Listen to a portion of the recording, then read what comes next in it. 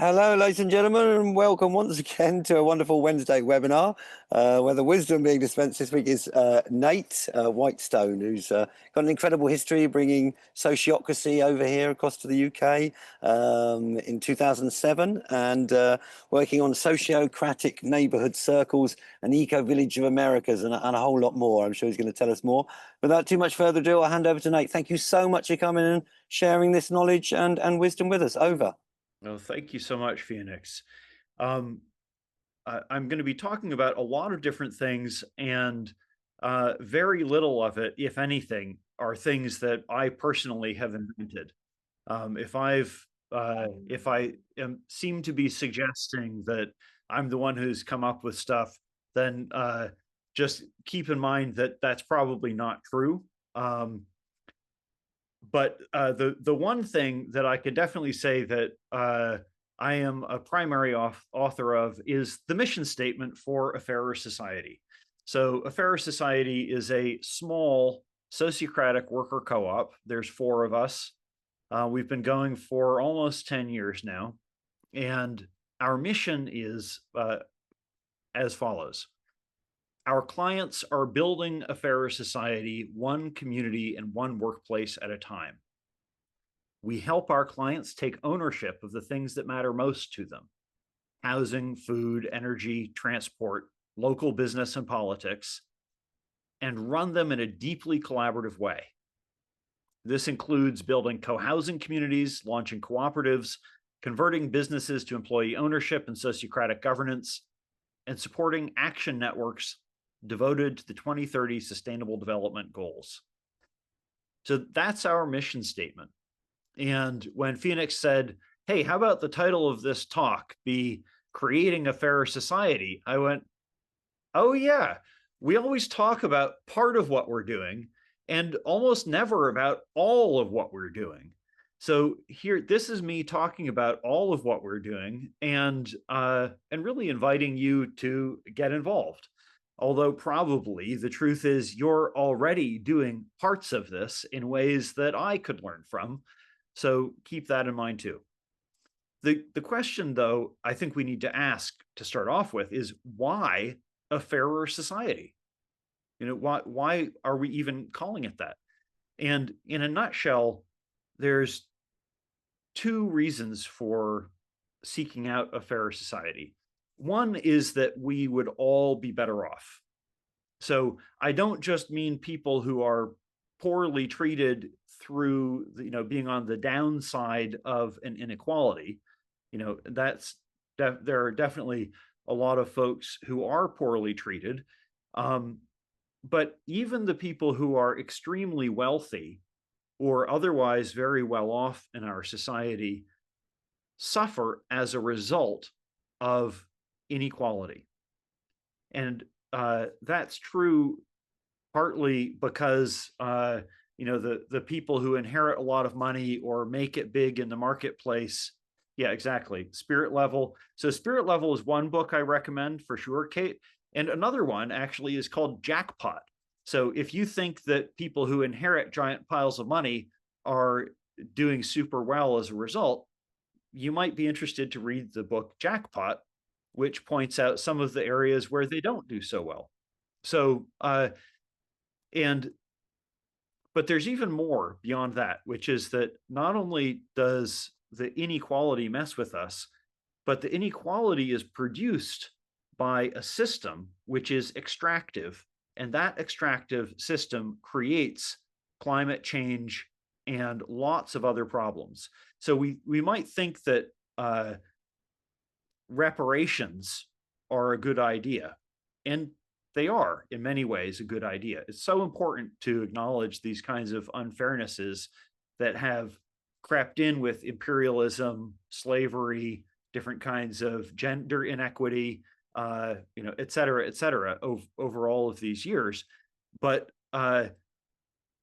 keeping the same system and redistributing the resources wouldn't actually solve the underlying issue, because we are in this thing that some people call a meta crisis, some people call a poly crisis, but it's these intersecting environmental crises and social crises and economic crises, you have things like climate change driving migration, driving war, and then that drives building up borders and making short-term economic decisions, and then those short-term economic decisions feed back into more climate change. Every time we look at the connections between these different pieces, they're all mutually reinforcing. And that's why it's a polycrisis, because if you try to take a short-term action to fix it, you often reinforce some other part of it. If we think that we can't address the big picture, then we will take short-term actions. And often those short-term actions are something along the lines of getting what we can for those we care about most. And so at the root of this polycrisis is really something that I call toxic power. So toxic power is the short-term exercise of power. When I think of the word power, I'm thinking about doing something to accomplish my goals or to meet my needs. And if I'm doing that in a way that reduces the power and well-being of others, then that's what I call toxic power. And that's really driven by, some people would say, Wall Street is driven by greed and fear. But that's really helplessness and selfishness. That thing of, I can't solve it, so I might as well get what I can for those I care about most.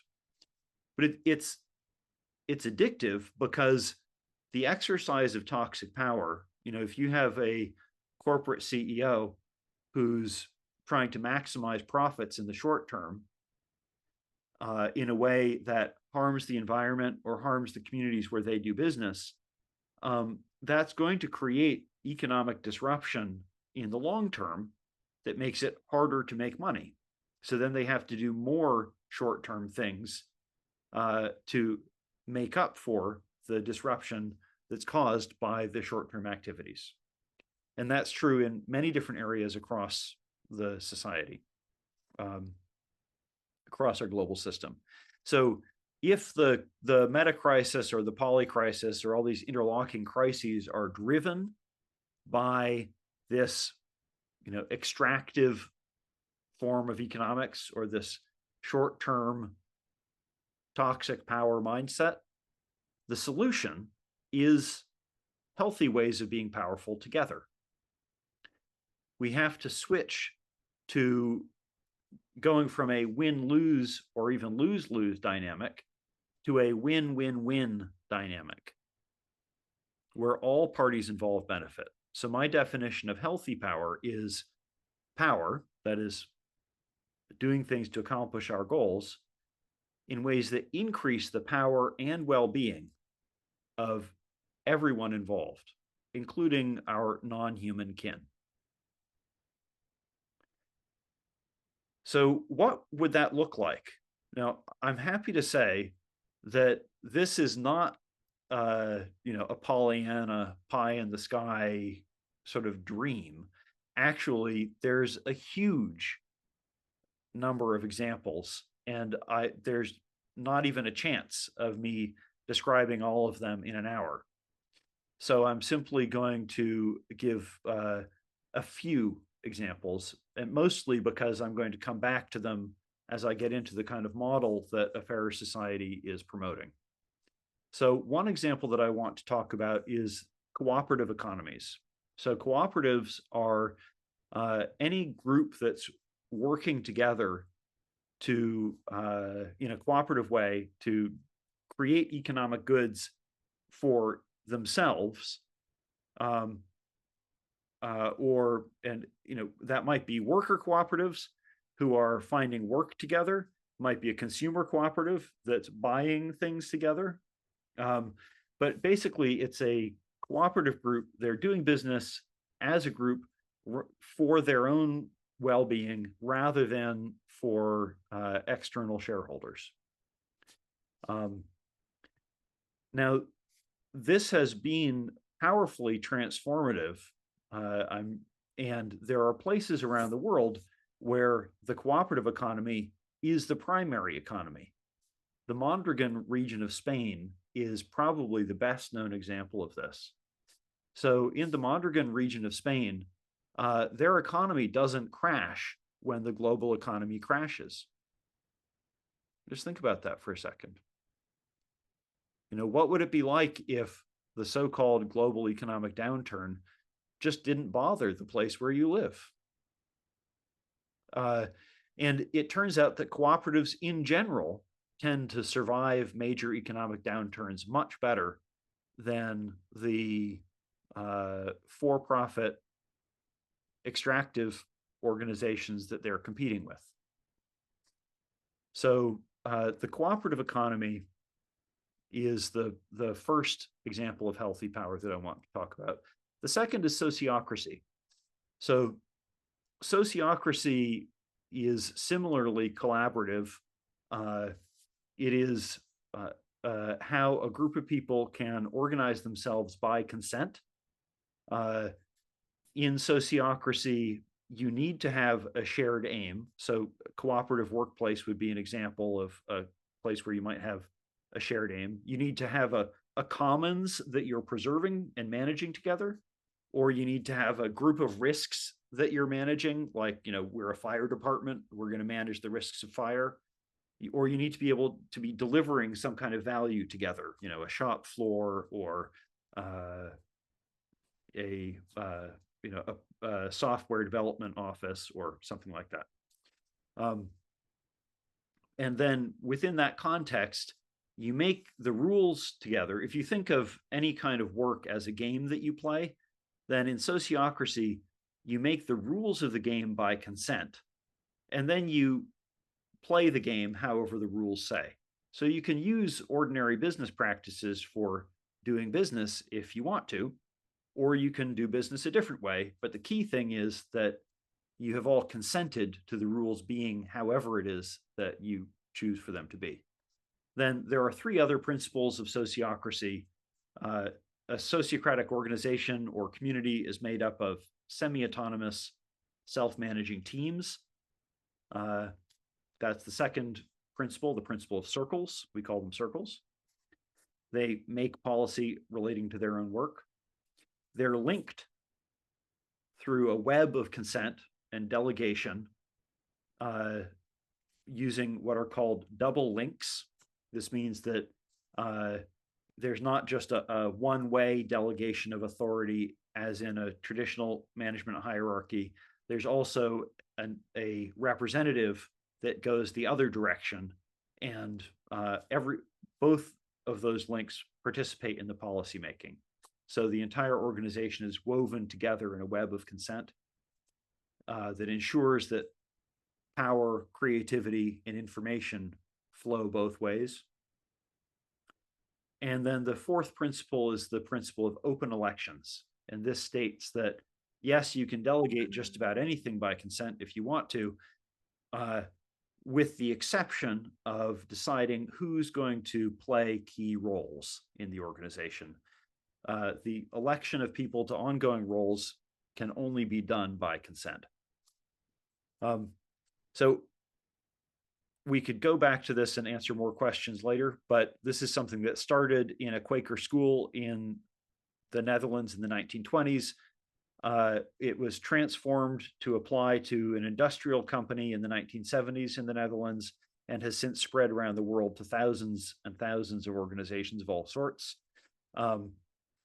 and including spreading to the neighborhood parliaments movement of Southern India.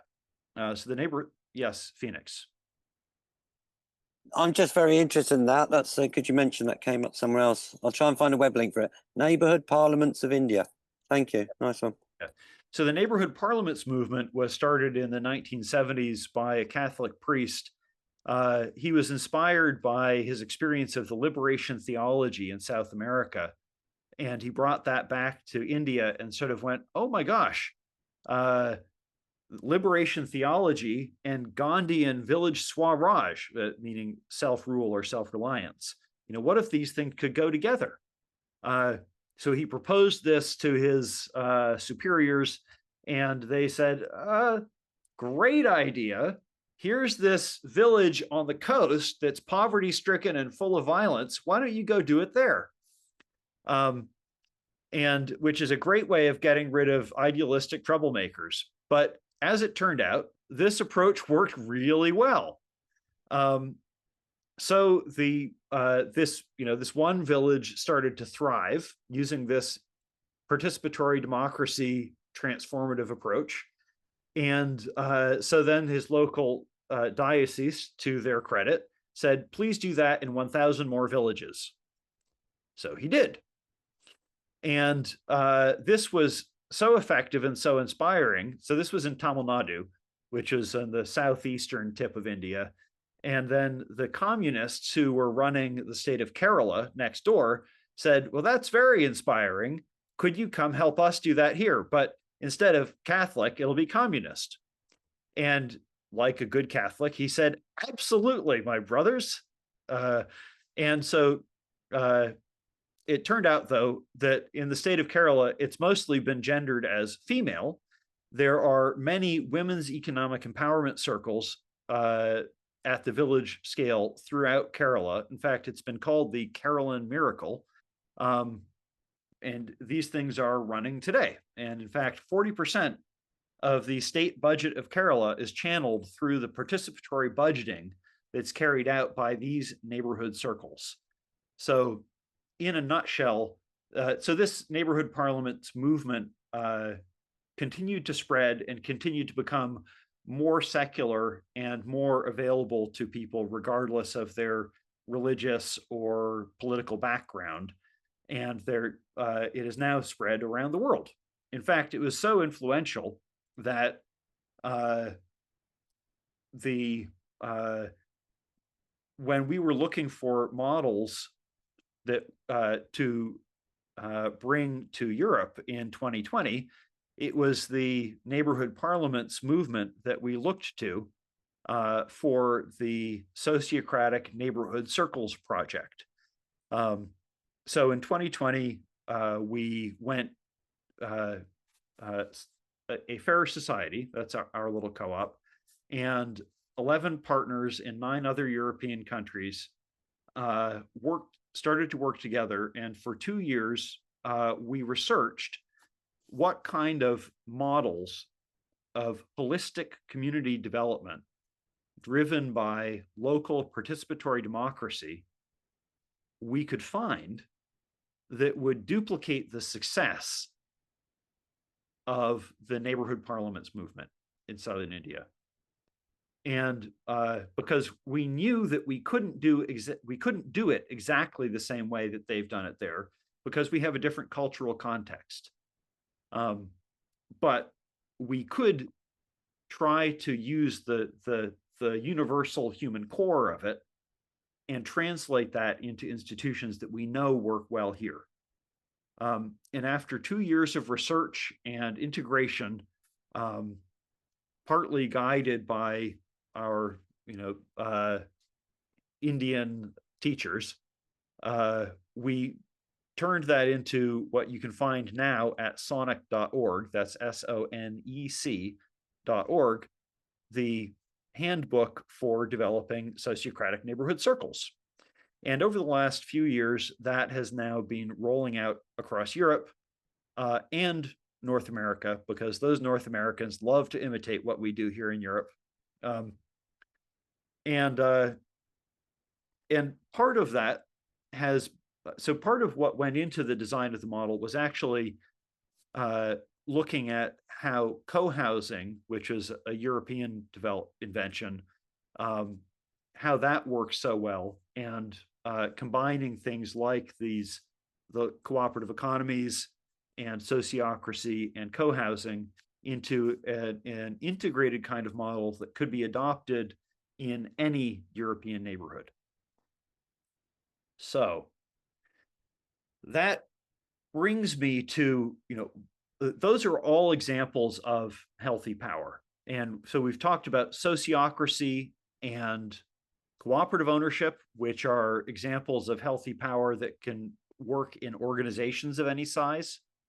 We've talked about neighborhood parliaments, co-housing, and eco-villages, which are examples of healthy power in the community. And I'm going to talk about putting these things together into the kind of model that a fairer society is advocating for. So if you just imagine living in the neighborhood where you live now, and connecting with people on your street, you might start with a series of street parties. And as you get to know your neighbors better, and I say your street, really maybe just 30 households or something, the kind of size where you could know everybody. After you get to know people a bit, you might there might be a bunch of projects that are already happening in your neighborhood as you discover. There might be people who are litter picking or looking after the elderly or the disabled, or there might be a neighborhood watch. So the first phase of the sociocratic neighborhood circle development process is the social connection phase. And the next phase is to do projects together. Now, or to connect up the projects that are already there. Once those have connected, then you might move on to learning together. So you might learn about how to run projects together more effectively using sociocracy, or how to launch small worker co-ops in your area or small buying co-ops. You might also go a bit deeper and look at the question of what kind of a story of us could we create? What kind of story could we have about who we are in our place that includes the ancestry of everybody? How did we get here? And that gives us grounds for collaboration at the street level. A story of us that sort of helps us make sense of the idea that we might want to help each other out. And this story ideally would be not only for collaborating on our street, but maybe collaborating at larger scales as well. The city, the nation, the continent, the earth. And as we've begun learning together, then we have something that people value. We have social connection, we have shared projects, we're learning. And at that point, we might launch a street assembly, a community assembly, a residence assembly that and people are more likely to come to an assembly that is steering something people already perceive as valuable than they are to come to an assembly that's launched without something that's perceived as having shared value. So that's why we, in the neighborhood parliaments or the Sonic model, we would usually launch the assembly after doing these other community organizing things rather than before doing them. That's not to say that it's wrong to do it another way, but this is the approach that we found seems to work best. But let's say we've got one organized neighborhood, or maybe there's a bunch. Maybe there's a co-housing development around the corner. Maybe there's an eco-village somewhere else in the county. And we start connecting them up. And so we might create an assembly at a higher level of scale that includes delegates from assemblies at the lower levels of scale. And maybe that assembly hooks up with other peer assemblies elsewhere across the UK, and maybe they send delegates to an assembly above that. Maybe that turns into a House of the People. Maybe that House of the People sends delegates to an assembly that's sitting alongside the United Nations as an advisor of some kind. Well, this is the kind of thing that we're working towards. Whether this vision is realized in the way that we're currently imagining it or not, I can say that there are lots and lots of other people who are working towards a vision like this, and I'm happy to talk about that in the Q&A session. But one thing we have done to make this possible is we've developed a new kind of legal entity, the Sociocratic Mutual Homeownership Society. So that's a new kind of sociocratic cooperative that the Financial Conduct Authority has accepted as a set of model rules that can enable people to develop a co-housing development together or to build community wealth in their neighborhood in a way that is governed by a local residents assembly. So the kind of model that I'm talking about that incorporates all these different kinds of cooperation, there is a legal entity that can support that. So it's not a CBS, but I'm happy to talk more about this in a minute if people are interested.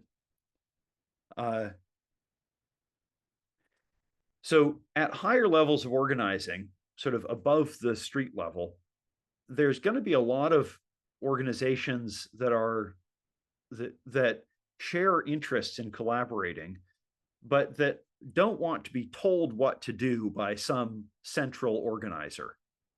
And there's a pattern called the collective impact network that has been shown to work really well elsewhere in Europe, in North America, and really elsewhere around the world. In the neighborhood parliaments movement from Southern India, they call that a convergence network. They developed their version of it without ever knowing about the North American, or European collective impact version, but it's really the same thing.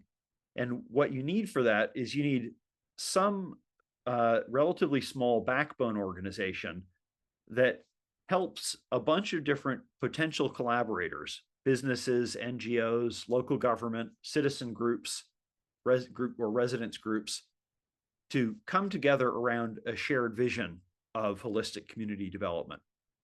Now, the way that we would most love to see this happen is for this to be led by a particular assembly at that level of scale.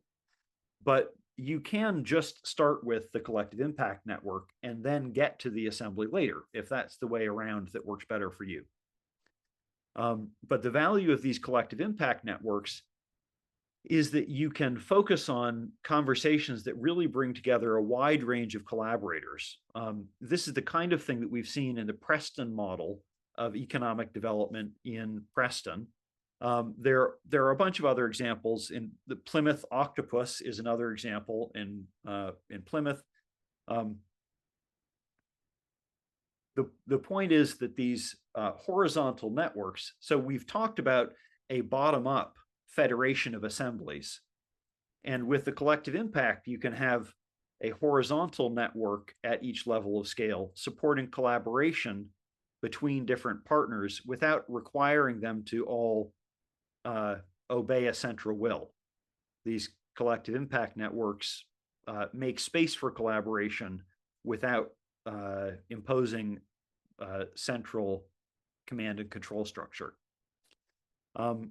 And then the last element of the system is that you need a number of partners that serve as support organizations with special expertise in developing the different elements of these kinds of systems.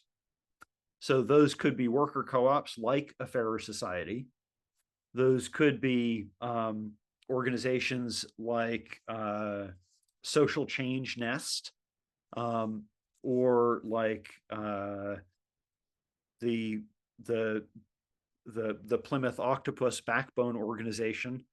The key thing is, I know that people have difficulty with the idea of top down sometimes. We like bottom up, we don't like top down.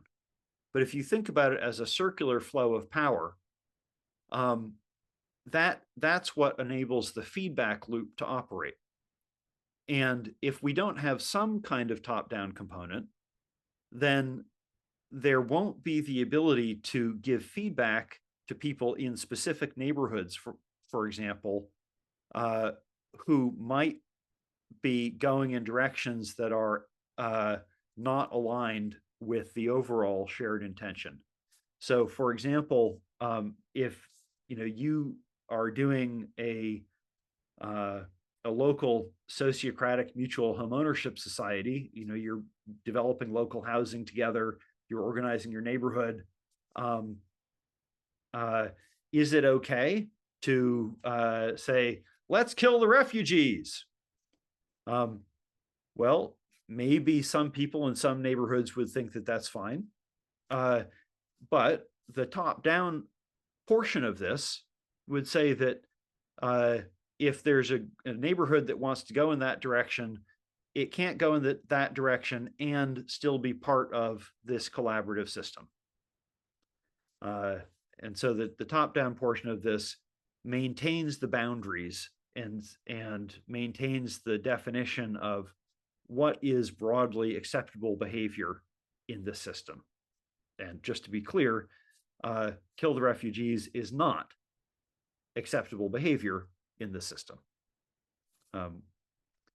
So we do need some amount of boundary keeping and and central coordination.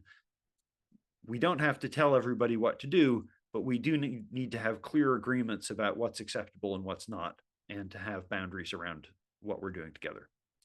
So the last part that I want to mention is that that support that I was just talking about, which is coming from different organizations that have special skills or expertise, that can look like going out and supporting neighborhood organizing. It can look like helping local government or local NGOs or local businesses to create collective impact networks together. And it can look like transformational organizational consulting of the kind that a fairer society offers to organizations that want to be more effective in using healthy power in their workplaces. But that's the model that we're pursuing. And the things that we're doing community by community and workplace by workplace to create a fairer society with all of you.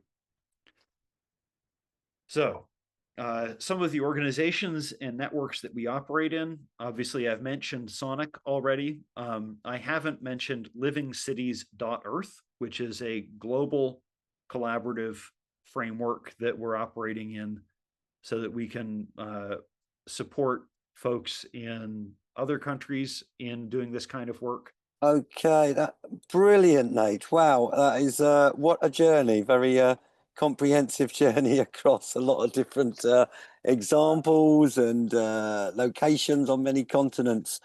It's been a pleasure sharing this with you all. I hope it hasn't been just kind of overwhelming chaos of information.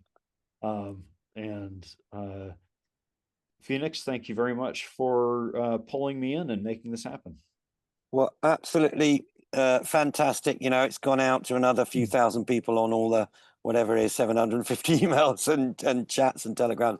So hopefully many more will see this after it's on the video or check out the web links and get involved and create system change and ways of deciding things in a better way. Nate, thanks for all your work over all the years. Thanks for coming and sharing the network.